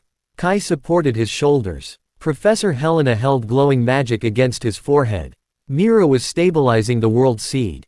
Eris gripped his hand. Ash sat directly on his chest. Noah wheezed. Ash, you're alive. You're crushing what's left of my lungs. Oh. Ash moved approximately 2 centimeters. Better. No. Professor Helena examined Noah carefully. Do you know where you are? Fourth Sanctuary. Your name? Noah. How many fingers? 3. Kai frowned. She's holding up 2. Noah stared. Everyone froze. Then Noah smiled. That was a joke. Professor Helena smacked his forehead. Ow. Deserved. But Eris wasn't laughing. What did you see? Noah looked at his bracelet. The first harbinger. Everyone became silent. He was my friend. Kai's expression changed. Your friend. Noah nodded. My closest friend, I think. Professor Helena lowered her staff.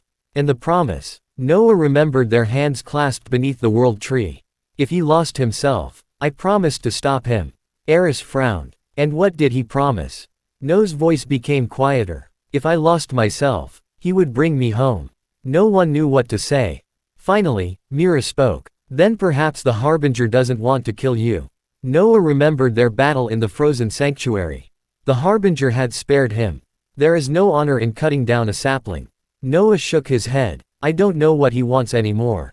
Professor Helena closed the Guardian journal. Then we'll learn. The fourth fragment still floated before them. Waiting. Noah stood again. Slowly this time, he glanced at Professor Helena. I'm continuing. She studied him. Can you? Noah checked himself. His head hurt. His chest was tight. His legs were weak. No. Helena raised an eyebrow. Noah continued. Not alone. Everyone smiled. Kai placed a hand on Noah's shoulder. Mira took the other. Professor Helena stabilized the flow of spirit energy. Ash placed one paw dramatically against Noah's cloak. Eris stood opposite him. Their wings spread. Golden wind filled the temple. Valion opened his enormous wings behind them. Noah reached for the fragment. Together, the crystal touched his bracelet. WHOOOOOOOOOOOM. The fourth sanctuary exploded with light. Across Skyreach, every floating island stopped trembling. The enormous cracks running beneath Etheria began closing. Dead wind currents awakened. Ancient bridges of light reformed. Waterfalls reversed briefly, rising into the heavens before cascading down once more. Thousands of celestial birds filled the skies. The Griffin King raised his head and roared. His flock answered. The kingdom was healing. Inside the sanctuary, the fourth fragment dissolved into Noah's world seed. A fourth crystalline leaf bloomed. Emerald, gold, white, blue. 4 forces intertwined. Ancient words appeared before Noah. World seed fragments restored. 4/6. Archdruid authority. 40%. Then, new authority unlocked. Sky Grove domain. Noah felt the sanctuary. Not simply beneath his feet. Everywhere. The wind. Clouds. Floating forests. Birds. Griffins. Valion. For a brief moment, Skyreach became part of him. Noah raised one hand. The ruined temple transformed. Emerald branches erupted from the clouds. Golden leaves unfolded. Trees began growing upon floating pieces of stone. Vines connected shattered platforms. White flowers bloomed in the air itself. A vast forest appeared among the clouds. The sky grove. Eris stared. You planted a forest. In the sky. Noah smiled. Apparently. Valion groaned. Not again. Noah looked toward him. I remembered you complaining. I stand by my complaint. Ash rolled happily through the flowers. I changed my mind. Sky magic is wonderful. Then Noah's smile disappeared. Something had entered his domain.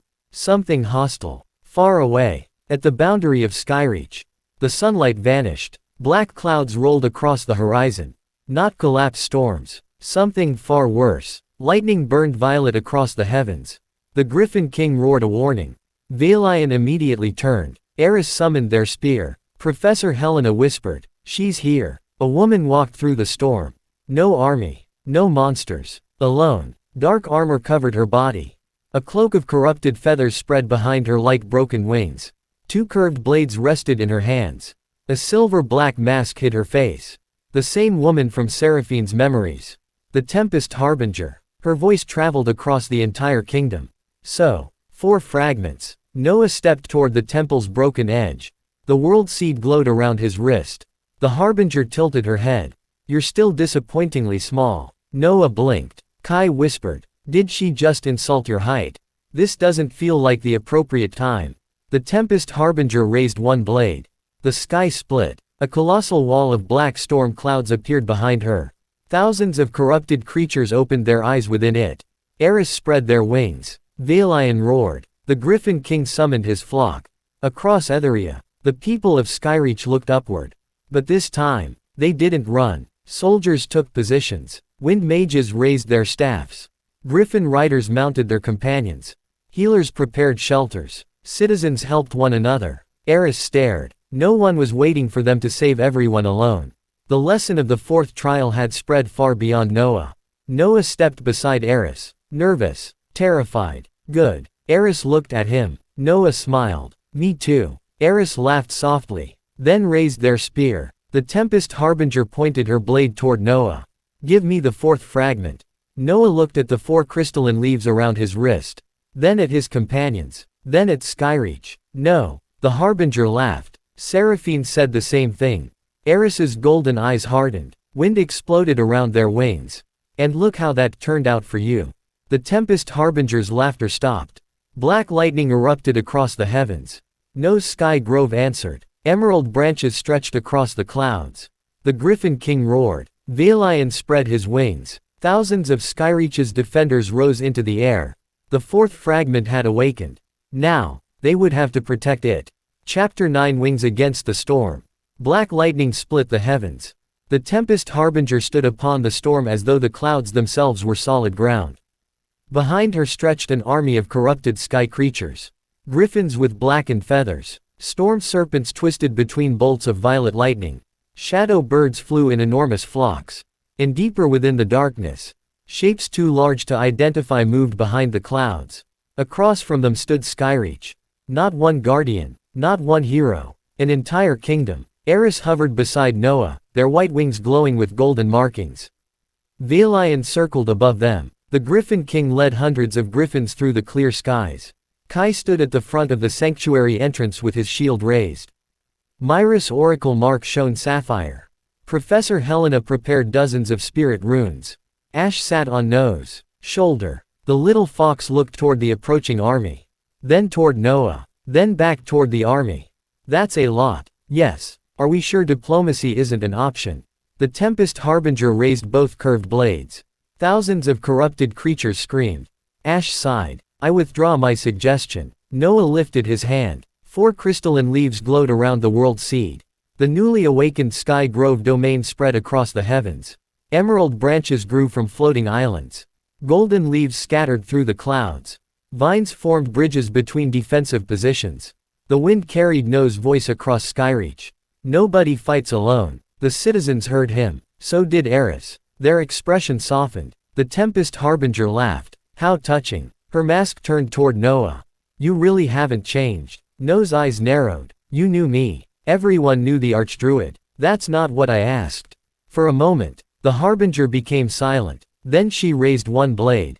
Survive. Perhaps I'll answer afterward. She swung. The storm moved. Not part of it. The entire storm. A gigantic wall of black cloud surged toward Skyreach.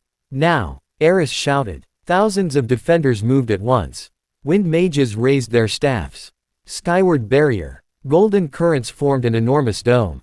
Griffin riders dove into the corrupted flock. Valion opened his jaws. A beam of concentrated silver wind tore through the storm serpents. The Griffin King followed. His roar released a golden shockwave. Kai slammed his shield into the ground. Guardian's Bastion. The barrier strengthened. Professor Helena's vines wrapped around the floating islands, preventing them from breaking apart. Mira shouted directions. 3 attacks from the northeast. Valion, above you. Kai, 12 seconds. Everyone responded. No single person controlled the battlefield. Everyone contributed. Exactly as Noah had hoped. The Tempest Harbinger watched. Then vanished. Noah's instinct screamed. He turned. Clang. A curved black blade stopped inches from his throat. Eris's spear had intercepted it. The Harbinger tilted her head. Guardian candidate. Eris pushed her backward. His name is Noah. The Harbinger laughed. She disappeared again. Eris followed. White wings collided with corrupted feathers. Golden wind crashed against violet lightning. Their weapons struck again and again. Clang, clang, boom. Eris was fast. Faster than Noah had ever seen. But the Tempest Harbinger was faster. One blade slipped past Eris's spear. Blood sprayed across white feathers. Eris. They fell. Noah summoned a vine. It wrapped around Eris and pulled them toward him. Eris grabbed their injured shoulder. I'm fine. Noah stared. Eris stopped. My shoulder hurts badly and I require medical attention. Despite the battle, Noah smiled. Growth. Don't enjoy this. The Tempest Harbinger descended. Pathetic. Eris glared. The Harbinger pointed toward them. Seraphine could command every wind in this sanctuary. You can barely control your own wings. Eris's face tightened. She stood against me alone. And you? The mask turned toward the defenders. Hide behind an entire kingdom. Eris slowly stood. For the old Eris, those words would have worked. They would have flown forward. Alone, they would have tried to prove themselves. Instead, Eris smiled. Yes. The Harbinger paused. Eris spread their wings. I'm not Seraphine. Golden wind gathered around them. And I don't want to be. The Griffin King landed beside Eris. Valion descended behind them. Kai raised his shield. Mira prepared her spell. Professor Helena stood ready. Noah stepped forward. Eris looked at all of them. I have something she didn't. The Harbinger's eyes narrowed beneath her mask. Eris raised their spear. Everyone. Skyreach answered. The entire kingdom erupted with light. The Tempest Harbinger crossed her blades. A colossal storm dragon formed behind her. Made entirely from black lightning. It opened its jaws. Noah felt the power. If that attack struck Etheria, the capital would disappear. Valion. The wind dragon roared. Griffin King. Hundreds of griffins gathered. Kai. Golden barriers layered together. Mira. Blue runes mapped the storm's weak points. Professor. Emerald roots anchored every island. Eris. Golden wind connected everything. Finally. Noah raised both hands. Sky Grove. The domain awakened fully. A colossal tree grew from the clouds. Its roots wrapped around floating islands. Its trunk stretched through Etheria. Its branches covered the heavens. Not the world tree. Something new. Something belonging to no second life. The Tempest Harbinger unleashed her attack. Calamity Tempest. The storm dragon descended. Eris screamed. Together. Silver wind. Golden barriers. Blue oracle magic. Emerald nature. Griffin light. Spirit energy. Thousands of individual powers merged. They struck. Boom. For one terrifying moment, the entire sky became white. Then, the storm dragon shattered. Black clouds exploded outward. Sunlight tore through the darkness. The corrupted army scattered. The Harbinger was thrown backward. Her mask cracked. Everyone stared. A fragment fell away. Noah caught a glimpse of her face. Silver hair. A golden eye. And beneath that eye, a symbol. A tiny leaf. Noah froze. His head exploded with pain. A memory. A young woman sitting beneath the world tree. complaining while Seraphine braided her hair, laughing with Aster, arguing with the Crimson Warrior. Then looking toward Noah. Teacher. Noah staggered. The Tempest Harbinger saw his expression. Her visible eye widened. You remembered. Noah stared at her. You. His voice trembled. You were my student. Silence. Even the storm seemed to stop. The Harbinger's hands tightened around her blades. Don't. Noah stepped forward. I taught you. Don't. You lived at the World Grove. Stop. A name hovered at the edge of his memory. Almost there. Noah reached toward her. You called me. Stop. Black lightning exploded from her body.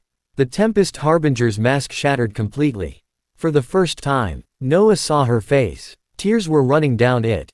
She looked furious and devastated. That person is dead. Noah shook his head. No, you don't know anything. Then tell me. Her expression twisted. You want the truth. The sky darkened. You abandoned us. Noah froze. When the world tree fell, you disappeared. When everything burned, you left us behind. Noah couldn't breathe. The Harbinger pointed one blade at him.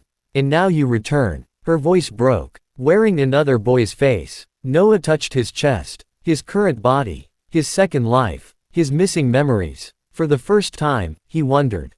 Had reincarnation truly been an accident? The Harbinger suddenly looked toward the World Seed. 4 fragments. Her expression changed. No. Noah frowned. What? She stared at the bracelet. Fear appeared in her eyes. The fragments are restoring you too quickly. Professor Helena stepped forward. What does that mean? The Harbinger ignored her. She looked directly at Noah. If you collect all 6 before remembering what happened, you'll repeat it. Noah's blood ran cold. Repeat what? The Harbinger opened her mouth. Then stopped. A crimson portal suddenly appeared behind her. Not hers. The presence coming from it. Noah recognized immediately. The first Harbinger. The Tempest Harbinger looked toward the portal. No. A voice emerged. Deep. Calm. Familiar. Enough. She clenched her fists. He deserves to know. Not like this. You always protect him. Silence. Then. Yes. Noah's heart tightened. The Tempest Harbinger looked furious. But she didn't argue again. She stepped backward toward the portal. Before entering, she looked at Eris. You're nothing like Seraphine. Eris held their spear tighter. The Harbinger continued. Good. Eris blinked. Then she looked at Noah. The anger disappeared for just a moment, leaving only grief. Teacher. Noah's eyes widened. Please remember us. She disappeared. The crimson portal closed. The storm army vanished with her. Across Skyreach. Silence. Then slowly. Cheers. The kingdom had survived. But Noah didn't celebrate. He stood among the golden leaves of his sky grove. 4 crystalline leaves glowed around his wrist. 4 fragments restored. 2 remaining. And suddenly, completing the world seed no longer felt like a simple victory. Eris landed beside him. You alright? Noah opened his mouth, then stopped himself. My head hurts. Eris waited. I'm confused. They nodded. And Noah looked toward where the Harbinger had vanished. I'm afraid of what I'll remember.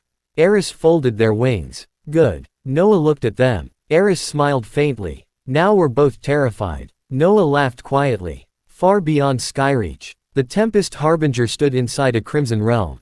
The first Harbinger waited with his back turned. She wiped the tears from her face. He remembered me. I know. You should have let me tell him.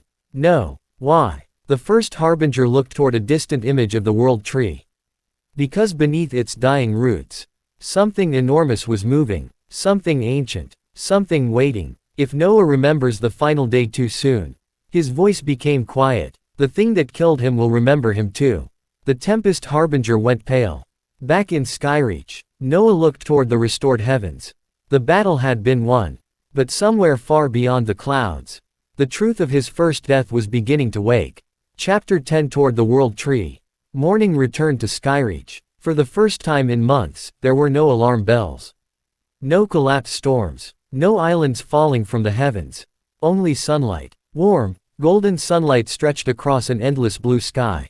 Noah stood on the balcony of the celestial palace and watched thousands of griffins soar between the floating islands. Below him, Etheria was alive. Workers repaired damaged towers. Wind mages restored the bridges connecting the islands. Families returned to districts that had been evacuated. Children raced through the streets carrying wooden griffins. And everywhere, People were laughing. Noah smiled. Then, cough, cough. A cup immediately appeared beside his face. Noah stared at it. Professor Helena stared back. Drink. It's morning. Yes. Can't I enjoy the sunrise first? No. Noah sighed. Ash sat on the balcony railing eating something suspiciously large. Noah narrowed his eyes. Where did you get that? Ash froze. Gift. From whom? The people. Which people? Ash slowly turned away. The grateful people. Kai walked onto the balcony carrying an entire basket of pastries. They've been feeding him since sunrise. Noah stared at Ash. Ash hugged his pastry protectively. I helped save the kingdom. You hid inside Kai's cloak during half the battle. Strategically. Mira joined them. She looked far better than she had during the battle. Her oracle mark was quiet. For once, there was nothing terrible approaching. At least, not immediately. How's your head? She asked. Noah touched his temple. Better. And the memories? Still fragmented. His smile faded. The Tempest Harbinger's face returned to his mind. Teacher, please remember us. He hadn't told everyone. Everything. Mostly because there wasn't much to tell. He remembered teaching her. He remembered laughing with the first Harbinger beneath the world tree. He remembered a promise. And he remembered fire. After that, nothing. A blank space where his death should have been. Professor Helena leaned against the balcony. Don't force it. Noah looked at her. Seraphine warned us. I know. Then listen. Noah smiled faintly. I'm getting better at that. Kai snorted. Debatable. A powerful gust swept across the balcony. Eris landed. Their white wings folded neatly behind them. The golden markings left by Seraphine's legacy still glowed faintly across their feathers. But something else had changed. They looked rested. No dark circles beneath their eyes. No hidden bandages. No blood staining their wings. No desperate urgency. Noah stared. Eris immediately frowned. What? You slept? Eris looked offended. Of course I slept. How long? 9 hours. Noah placed a hand over his heart. I'm so proud. Stop. Kai wiped away an imaginary tear. They grow up so fast. I will throw both of you off this island. Eris tried to remain annoyed. They failed. A laugh escaped. It was becoming easier for them to do that. Later that morning, the bells of Etheria rang. Not an alarm. A celebration. Citizens gathered in the central plaza. The Griffin King stood upon the palace terraces. Valion rested atop one of the highest towers, his enormous white-blue wings shining beneath the sun. Chancellor Zephyr stepped forward. Beside him stood Eris. The young warrior looked uncomfortable. Why are there so many people? Noah stood behind them. Apparently kingdoms enjoy ceremonies. I hate ceremonies. So did the Frozen King. Eris glanced at him. How did he survive them? He became a giant corrupted monster for several centuries. Eris stared. Maybe I'll tolerate the ceremony. The Chancellor raised his staff. Silence spread. For generations, the Guardian of Skyreach stood between our people and the endless heavens. He looked towards Seraphine's final silver feather, now resting within a small crystal pendant around Eris's neck. 7 months ago, we believed our Guardian had abandoned us. Today, we know the truth. Heads lowered throughout the plaza. For Seraphine, she protected us until her final breath. And before departing, she chose the one who would carry her promise forward. Eris's wings tensed. The Chancellor turned toward them. Eris, child of the wind, Guardian candidate, will you protect Skyreach? Everyone waited. Months ago, Eris would have answered immediately. Yes, I'll protect everyone. But now, they looked around. At the soldiers, the healers, the Griffin King, Valion, the citizens, their friends. Then at Noah. Noah smiled. Eris understood. They stepped forward. No. Gasps spread through the plaza. Chancellor Zephyr blinked. Eris smiled. I won't protect Skyreach. They spread their wings. Golden wind filled the plaza. I'll protect it with all of you. Silence. Then Valion roared. The Griffin King answered. Thousands of people cheered. The wind spiraled around Eris. Seraphine's silver feather rose from the pendant. It dissolved into light. Ancient runes appeared beneath Eris. The fourth sanctuary responded. The heavens themselves seemed to speak. Successor acknowledged. Eris closed their eyes. Guardian authority transferred. Golden light erupted. Their wings became brilliant white. A small silver mark shaped like a feather appeared upon their forehead. Fourth Guardian, awakened. The skies exploded with celebration. Griffins flew overhead. Celestial birds filled the air. Golden feathers rained across Etheria. Eris opened their eyes. For just a heartbeat, they saw Seraphine standing among the crowd, smiling. Then she disappeared. Eris whispered, "Thank you." Noah quietly stepped away from the celebration. This wasn't his moment. It belonged to Eris, to Seraphine, to Skyreach. But someone followed. Valion, the ancient wind dragon, landed on a distant floating terrace. Noah approached. "You don't enjoy ceremonies either. I am several thousand years old." Valion lowered his enormous head. "I have attended enough." "Fair." The dragon became serious. "There is something Seraphine asked me to give you." Noah looked up. Valion opened one claw. Inside rested a small crystal. Not a world seed fragment. A memory crystal. She said you would need it after restoring the fourth fragment. Noah accepted it. The crystal projected a map. 6 lights appeared. 4 green, 2 dark. Noah recognized the sanctuaries. The remaining fragments. Valion nodded. One light appeared beneath an enormous ancient forest. The other, very close to the world tree itself. Professor Helena and the others arrived. She studied the map. The 5th sanctuary. Letters appeared. The verdant abyss. Kai frowned. "That sounds welcoming." Ash tilted his head. "What is an abyss?" "A very deep place," Mira answered. Ash thought about that. "I don't like it." The map expanded. An enormous forest appeared. But this wasn't an ordinary forest. Trees the size of mountains stretched across a continent. Their roots descended into a seemingly bottomless chasm. Deep beneath those roots, a green light pulsed. The 5th fragment. Then words appeared. "Seek the guardian beneath the oldest roots." Another sentence followed. "But beware." Everyone leaned closer. "The forest remembers the Archdruid's death." Noah's expression changed. Professor Helena looked at him. "The 5th sanctuary may know what happened to you." Noah stared at the map. Part of him wanted answers. Another part remembered the Tempest Harbinger's warning. If you collect all 6 before remembering what happened, you'll repeat it. Noah closed the crystal. "We'll go." Kai nodded. Mira smiled. Professor Helena looked unsurprised. Ash raised a paw. "After lunch." Noah laughed. After lunch. That afternoon, the spirit ship prepared to depart. The people of Skyreach gathered at the docks. Chancellor Zephyr bowed. The Griffin King lowered his head toward Noah. Noah gently touched his beak. "Take care of them." The king chirped. Ash immediately hugged one of his feathers. "I'll miss you." The Griffin King looked mildly alarmed. Eris approached last. For several seconds, neither spoke. Then Eris held something out. A single golden feather. "For you." Noah accepted it. "What does it do?" "Nothing. Nothing. It's a feather." Noah stared. Eris smiled. "Not everything has to be magical." Noah laughed. "Fair enough." Eris's expression softened. "You helped me understand something." "What?" "That asking for help doesn't make me weak." Noah looked at the feather. "And you reminded me that healing myself matters too." Eris raised an eyebrow. "Does that mean you'll actually rest?" Noah considered it. "Occasionally." Hopeless. The spirit ship began rising. Eris stepped backward. "Come back." Noah nodded. "We will." Then Eris pointed at him. "And don't die." Noah smiled. "I'll do my best." "That's not reassuring." The spirit ship sailed away.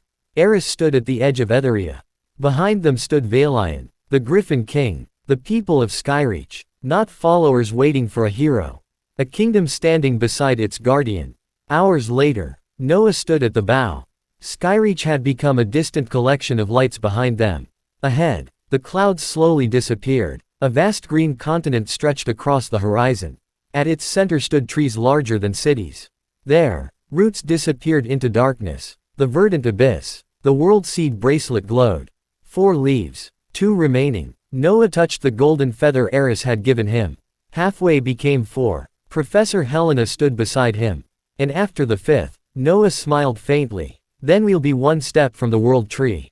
Far away, beyond ordinary space, the world tree stood in darkness. Its once glorious branches were withered. Cracks covered its enormous trunk. Only a handful of leaves remained. Beneath its roots, something moved. A gigantic eye opened. Deep within the Crimson Realm, the first Harbinger felt it. His head snapped upward. No. The Tempest Harbinger appeared behind him. What happened? He stared toward the world tree. For the first time, She saw fear in him. It felt Noah. The darkness beneath the roots shifted. A voice older than the guardians whispered through the void. Archdruid. The first harbinger clenched his fist. We're running out of time. The Tempest Harbinger looked toward the distant fifth light. Then what do we do? He slowly placed his horned helmet over his face. Crimson eyes ignited beneath it. We make sure he remembers. Before it remembers everything. Back aboard the spirit ship. Noah suddenly looked toward the horizon. For a brief second, he thought he heard someone calling his name. Not a guardian, not a harbinger. Something else. Something buried in the oldest part of his soul. The voice disappeared. Noah stared toward the approaching forest. The journey continued. Toward the fifth sanctuary. Toward his forgotten death. And ultimately, toward the world tree. End of Volume 4, The Skyreach Peaks. Thank you for listening to II Fiction Stories.